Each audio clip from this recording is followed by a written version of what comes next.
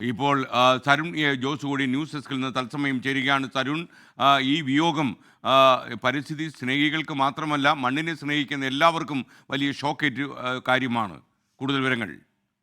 SKN രാജ്യത്തെ പരിസ്ഥിതി സംരക്ഷണത്തിനും പരിസ്ഥിതിയുമായി ബന്ധപ്പെട്ട പഠനങ്ങൾക്കും ഗവേഷണങ്ങൾക്കും ഏറെ രാജ്യം ശ്രദ്ധയോടെ കേട്ടിരുന്ന പേരാണ് മാധവ് ഗാഡ്ഗിൽ. മാധവ് ഗാഡ്ഗിൽ അദ്ദേഹത്തിന്റെ പരിസ്ഥിതിയുമായി ബന്ധപ്പെട്ട വിഷയങ്ങളിൽ അദ്ദേഹം പരിസ്ഥിതി സംരക്ഷണം ഉദ്യോഗസ്ഥരിൽ മാത്രം ഒതുങ്ങരുത് എന്ന ഒരു നിലപാടുള്ള വ്യക്തിയായിരുന്നു അദ്ദേഹം. ഗ്രാമസഭകൾ വഴി ജനങ്ങളിൽ ഈ പരിസ്ഥിതി സംരക്ഷണത്തിന്റെ പ്രാധാന്യം എത്തണമെന്നും ജനങ്ങളെ കൂടെ നിർത്തി പരിസ്ഥിതി സംരക്ഷണം നടപ്പാക്കണമെന്നുമുള്ള നിലപാടായിരുന്നു മാധവ് ഗാഡ്ഗിൽ എക്കാലവും സ്വീകരിച്ചത്. പശ്ചിമഘട്ട സംരക്ഷണത്തിന് പുറമെ നമ്മൾ ഈ അടുത്ത് കേട്ട ആരവല്ലി പർവ്വതങ്ങളുമായി ബന്ധപ്പെട്ട വിഷയങ്ങളിലടക്കം മാധവ് ഗാഡ്ഗിൽ അദ്ദേഹത്തിന്റെ നിലപാടുകൾ വ്യക്തമാക്കിയിരുന്നു. അങ്ങനെ തന്റെ ശാസ്ത്രീയ നിഗമനങ്ങളിൽ മാധവ് ഗാഡ്ഗിൽ എന്നും ഉറച്ചു നിന്നു. അതിരപ്പള്ളി പോലുള്ള പദ്ധതികൾ പ്രകൃതിക്ക് ദോഷകരമെന്ന് അദ്ദേഹം തന്റെ നിലപാട് തുറന്നു പറഞ്ഞു. 2018-ലെയും 2019-ലെയും കേരളത്തിലെ പ്രളയകാലത്ത് ഗാഡ്ഗിൽ റിപ്പോർട്ട് അവഗണിച്ചതിന്റെ ഫലമാണ് ഈ വലിയ തകർച്ചയ്ക്ക് കാരണമെന്നുള്ള വാദങ്ങൾ അദ്ദേഹം ചൂണ്ടിക്കാട്ടിയിരുന്നു. നേരത്തെ 2011-ലാണ് അദ്ദേഹം സമർപ്പിച്ച പശ്ചിമഘട്ടത്തെ സംബന്ധിച്ച റിപ്പോർട്ട്. അത് ഈ പശ്ചിമഘട്ടത്തെ പൂർണ്ണമായും പരിസ്ഥിതി ലോല മേഖലയായി പ്രഖ്യാപിക്കാനായിരുന്നു ശുപാർശ ചെയ്തത്. പക്ഷേ ഈ റിപ്പോർട്ട് ഏറെ വിവാദങ്ങൾക്കും അതുപോലെ തന്നെ ചർച്ചകൾക്കുമൊക്കെ വഴിവെച്ചിരുന്നു. പിന്നീട് പലപ്പോഴും ഈ പ്രകൃതി ദുരന്തങ്ങൾ ഉണ്ടാകുമ്പോൾ ആളുകൾ ഇദ്ദേഹത്തിന്റെ റിപ്പോർട്ട് കാണിക്കുമായിരുന്നു. പരിസ്ഥിതി സംരക്ഷണത്തിന്റെ പ്രാധാന്യം എത്രത്തോളമെന്ന് വ്യക്തമാക്കുവാൻ, അല്ലെങ്കിൽ എത്രത്തോളമെന്ന് അതിന്റെ പ്രാധാന്യം മനസ്സിലാക്കുവാൻ മാധവ് ഗാഡ്ഗിലിനെ അദ്ദേഹത്തിന്റെ റിപ്പോർട്ടിനെയും അദ്ദേഹത്തിന്റെ ശുപാർശകളെയും ഒക്കെ പലപ്പോഴും ചൂണ്ടിക്കാണിക്കുന്ന നിലയുണ്ടായിരുന്നു.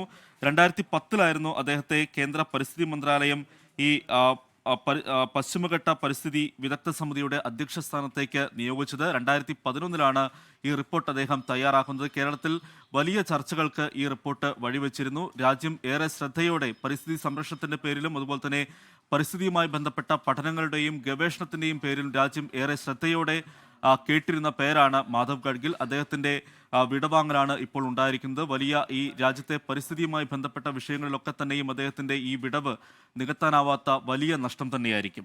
SK. ഓക്കെ, നമുക്കൊപ്പം തരുൺ ജോസാണ് ചേർന്നത് സെൻട്രൽ ന്യൂസ് ഡെസ്കിൽ നിന്ന്. സാധാരണക്കാരുടെ പരിസ്ഥിതി ശാസ്ത്രജ്ഞനായിരുന്നു ഡോക്ടർ മാധവ ഗാഡ്ഗിൽ. ഈ മാധവ ഗാഡ്ഗിൽ ഹാർഡ്വാർഡ് യൂണിവേഴ്സിറ്റിയുടെ ഹാളിൽ നിന്നാണ് ഇന്ത്യൻ പരിസ്ഥിതി രംഗത്തേക്ക് വന്നത്. പശ്ചിമഘട്ട മലനിരകളിൽ അദ്ദേഹത്തിൻ്റെ പഠനങ്ങൾ, നമ്മൾ കെട്ടിട സമുച്ചയങ്ങൾ കെട്ടിപ്പൊക്കുമ്പോഴും അതുപോലെ വ്യവസായ സ്ഥാപനങ്ങൾ ഉണ്ടാക്കുമ്പോഴും ഈ മലനിരകൾ വലിയ വിനാശങ്ങൾ വിതയ്ക്കും എന്നുള്ള കാര്യത്തിൽ അദ്ദേഹത്തിന് സംശയം ഉണ്ടായിരുന്നില്ല. ഒരുപാട് ദുരന്തങ്ങൾ ഏറ്റുവാങ്ങാൻ നമ്മൾ തയ്യാറെടുക്കാൻ 2011 എഴുതപ്പെട്ട ഗാഡ്ഗിൽ റിപ്പോർട്ട് നമ്മോട് പറയുന്നുണ്ടായിരുന്നു. എന്നാൽ പിന്നീട് വന്ന കസ്തൂരിരംഗൻ റിപ്പോർട്ട് അദ്ദേഹത്തിൻ്റെ പഠനങ്ങളെ കുറച്ച് എന്നുവെച്ചാൽ 75% ഈ പശ്ചിമഘട്ട മലനിരകളിൽ വളരെ ദുർബലമായതുകൊണ്ട് തന്നെ അവിടെ കെട്ടിടങ്ങൾ കെട്ടിപ്പൊക്കാൻ പാടില്ല എന്ന് അദ്ദേഹം പറയുമ്പോൾ അത് 50% കുറച്ചുകൊണ്ടെന്ന കസ്തൂരിരംഗൻ റിപ്പോർട്ട് പിന്നീട് കുറച്ചേറെ ചർച്ച ചെയ്യപ്പെട്ടു. പക്ഷേ മാധവ് ഗാഡ്ഗിൽ പറഞ്ഞത് യാഥാർത്ഥ്യമാണെന്ന് പിന്നീട് കേരളം കണ്ട, പശ്ചിമഘട്ട മലനിരകൾ കണ്ട, ഹിമാലയ സാനുക്കൾ കണ്ട ഒരുപാട് ദുരന്തങ്ങൾ നമ്മളോട് വിളിച്ചു പറയുന്നുണ്ടായിരുന്നു. ബൽറാം നെടുങ്ങാടി വീണ്ടും നമുക്കൊപ്പം ചേരുകയാണ്. സാധാരണക്കാരൻ്റെ പരിസ്ഥിതി ശാസ്ത്രജ്ഞനായിരുന്നു മാധവ ഗാഡ്ഗിൽ. ഒരുപക്ഷെ ഗാഡ്ഗിൽ റിപ്പോർട്ട് തന്നെയാണ് കേരളത്തിലെ ഏറ്റവും ശാസ്ത്രീയമായ പഠനം എന്ന് കവളപ്പാറയും പെട്ടിമുടിയും അതുപോലെ തന്നെ പിൽക്കാലത്ത് വന്ന മുണ്ടക്കൈ ചൂരൽമലയും ഒക്കെ നമ്മളോട് പറഞ്ഞു. ഹിമാലയത്തിലുണ്ടായ വൻ വിനാശങ്ങൾ, വൻ ദുരന്തങ്ങൾ, ഇതൊക്കെ നമ്മോട് വിളിച്ചു പറയുന്നത് ഹിമാലയത്തിലുള്ള മണ്ണ് ഒരുപക്ഷെ പശ്ചിമഘട്ട മലനിരകളിലുള്ള മണ്ണിനേക്കാളും കൂടുതൽ ദുർബലമാണെന്ന അദ്ദേഹത്തിൻ്റെ ശാസ്ത്രീയ കണ്ടെത്തൽ ചരിത്രരേഖയായി നമുക്ക് മുന്നിൽ കിടക്കുകയാണ്. ബൽറാം നെടുങ്ങാടി, പറയൂ. SKN തീർച്ചയായും SKN സൂചിപ്പിച്ച പോലെ തന്നെ രാജ്യത്തെ ഇന്ത്യയുടെ മണ്ണിനെയും പരിസ്ഥിതിയെയും കുറിച്ച് പഠിച്ച ഒരു ശാസ്ത്രജ്ഞൻ, ഒരു വ്യക്തി മാധവ് ഗാഡ്ഗിലിനോളം മറ്റൊരാളുണ്ട് എന്ന് പറയാനാകില്ല. കാരണം രാജ്യത്ത് പലയിടത്തും ഉണ്ടായ ദുരന്തങ്ങൾ, അതിനെക്കുറിച്ചുള്ള മുന്നറിയിപ്പുകൾ വർഷങ്ങൾക്ക്, ഒരു പതിറ്റാണ്ട് മുമ്പെങ്കിലും അദ്ദേഹത്തിന് മുന്നറിയിപ്പ് നൽകാൻ കഴിഞ്ഞിരുന്നു എന്നുള്ളതാണ് പിന്നീടുള്ള ചരിത്രം പരിശോധിക്കുമ്പോൾ നമുക്ക് മനസ്സിലാക്കാൻ കഴിയുന്നത്. അത് കേരളത്തിൽ സംഭവിച്ച, വയനാട് സംഭവിച്ച ദുരന്തങ്ങളായിക്കോട്ടെ, ഹിമാലയൻ മേഖലയിൽ സംഭവിച്ച മണ്ണിടിച്ചിലും മറ്റു ദുരന്തങ്ങളുമായിക്കൊള്ളട്ടെ, അദ്ദേഹത്തിൻ്റെ റിപ്പോർട്ടുകളിൽ, അദ്ദേഹത്തിൻ്റെ പഠനങ്ങളിൽ ഇതെല്ലാം തന്നെ കൃത്യമായി വർഷങ്ങൾക്ക് മുൻപ് ചൂണ്ടിക്കാണിച്ചിരുന്നു. അവ ഒഴിവാക്കുന്നതിനായി സ്വീകരിക്കേണ്ട നടപടികൾ ഉൾപ്പെടെയുള്ളവ സംബന്ധിച്ചുള്ള അദ്ദേഹത്തിൻ്റെ നിർദ്ദേശങ്ങൾ അദ്ദേഹം മുന്നോട്ട് വച്ചിരുന്നു എന്നുള്ളതാണ് യാഥാർത്ഥ്യം. രാജ്യത്തിന് നഷ്ടമായിരിക്കുന്നത് വലിയ ദീർഘദർശനമുള്ള ഒരു പരിസ്ഥിതി ശാസ്ത്രജ്ഞനെയാണ്. ഒപ്പം തന്നെ രാജ്യത്തെ ജനങ്ങളെ അത്രത്തോളം സ്നേഹിക്കുന്ന, അല്ലെങ്കിൽ ആളുകൾക്ക്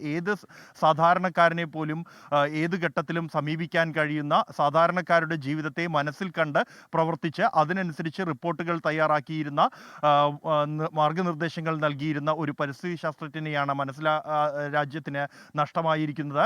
തൻ്റെ അവസാന കാലത്തും അദ്ദേഹം തനിക്ക് കഴിയും വിധം തന്നെ ഈ വിഷയങ്ങളിൽ ഇടപെട്ടിരുന്നു. സജീവമായി തന്നെ കർമ്മമണ്ഡലത്തിൽ അദ്ദേഹം ഉണ്ടായിരുന്നു. അവസാന ഘട്ടത്തിൽ പോലും ആരോഗ്യമായ പരിമിതികൾ അദ്ദേഹത്തിനെ അലട്ടിയിരുന്നു ഏറെയെങ്കിൽ പോലും അദ്ദേഹം സജീവമായി തന്നെ ഓൺലൈൻ കോൺഫറൻസുകളിലൂടെയും സെമിനാറുകളിലൂടെയും അദ്ദേഹം തൻ്റെ നിലപാടുകൾ ആവർത്തിച്ച് പറഞ്ഞിരുന്നു എന്നുള്ളതും ശ്രദ്ധേയമാണ്.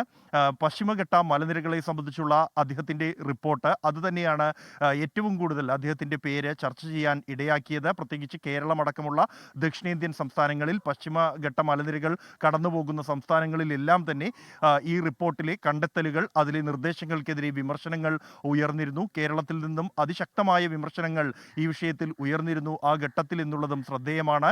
തുടർന്ന് അദ്ദേഹം നിർദ്ദേശിച്ചത് ഈ പശ്ചിമഘട്ട മലനിരകളുടെ 64% പരിസ്ഥിതി ദുർബല പ്രദേശമാണ് എന്നായിരുന്നു അദ്ദേഹത്തിൻ്റെ റിപ്പോർട്ടിൽ ചൂണ്ടിക്കാണിച്ചത്. നേരത്തെ നീലഗിരിയിൽ ഉൾപ്പെടെ അദ്ദേഹത്തിൻ്റെ റിപ്പോർട്ടുകൾ അത് ലോകശ്രദ്ധ തന്നെ പിടിച്ചുപറ്റിയ ഒന്നാണ്. എങ്കിൽ പോലും അതിനെതിരെ കടുത്ത വിമർശനങ്ങൾ കർഷകരുടെ ഭാഗത്തു നിന്ന്, വിവിധ സംഘടനകളുടെ ഭാഗത്തു നിന്നും വിമർശനങ്ങൾ ഉയരുകയും തുടർന്നത് കസ്തൂരിരംഗൻ റിപ്പോർട്ടിന് വഴിവെക്കുകയും ചെയ്തിരുന്നു. എങ്കിൽ പോലും ആ ഘട്ടത്തിലും തൻ്റെ നിലപാടുകളിൽ ഒരു വിട്ടുവീഴ്ചയ്ക്കും അദ്ദേഹം തയ്യാറായിരുന്നില്ല. ലോകത്തെവിടെയായാലും ഏത് സമയത്തും 24 വാർത്തകളും ഓഗ്മെന്റഡ് റിയാലിറ്റി പാക്കേജുകളും എക്സ്പ്ലെയിനറുകളും വിശദമായി കാണാൻ ഞങ്ങളുടെ യൂട്യൂബ് ചാനൽ നിങ്ങൾക്ക് സബ്സ്ക്രൈബ് ചെയ്യാം.